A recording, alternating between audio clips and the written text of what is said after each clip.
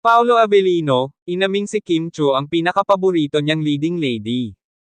Mukhang hindi lang sa on-screen chemistry nagtatapos ang closeness nina Paolo Avellino at Kim Chu.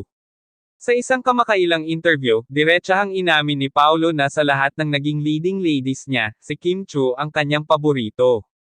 Dahil dito, lalo pang uminit ang usap-usapan tungkol sa kanilang espesyal na samahan. Totoo kaya ang hinala ng fans na may namumuo ng mas malalim na koneksyon sa pagitan nila? Sa isang interview, tinanong si Paolo kung sino ang pinaka-favorite niyang leading lady, at hindi siya nagdalawang isip sagutin ito. Si Kim talaga. Ang ganyang katrabaho, ang saya kasama, at laging may energy. Iba ang chemistry namin, kaya siya ang favorite ko. Hindi na bago ang tambalan ni Kim at Paolo, lalo na't nagkasama na sila sa ilang teleserye at pelikula. Pero sa bawat project na ginagawa nila, mas lalo silang nagiging malapit, na siyang dahilan kung bakit hindi mapigilan ng fans na kiligin.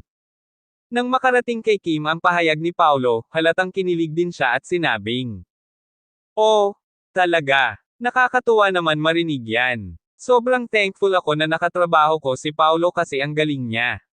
Masarap katrabaho, kaya hindi ko rin makakalimutan yung mga projects namin together." Pero ang pinakaaabangan ng lahat ay kung may chance nga bang maging real-life couple ang dalawa. Marami ang nakakapansin ng kanilang natural na closeness, at hindi lang ito sa harap ng kamera. Dahil sa pahayag ni Paolo, mas lalong lumakas ang hinala ng fans na baka may deeper connection na nga sila ni Kim. Ilang beses na silang nakikitang magkasama sa mga events at mukhang hindi lang basta trabaho ang dahilan ng kanilang pagiging malapit.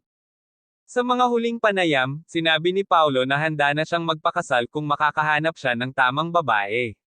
At ngayon, inamin niyang si Kim ang pinakapaborito niyang leading lady, baka naman hindi lang sa eksena, kundi pati sa totoong buhay. Ano sa tingin nyo? Bagay ba sina Kim at Paolo? Ay comment nyo na ang inyong opinyon at huwag kalimutang i-like at i-share ang video na ito.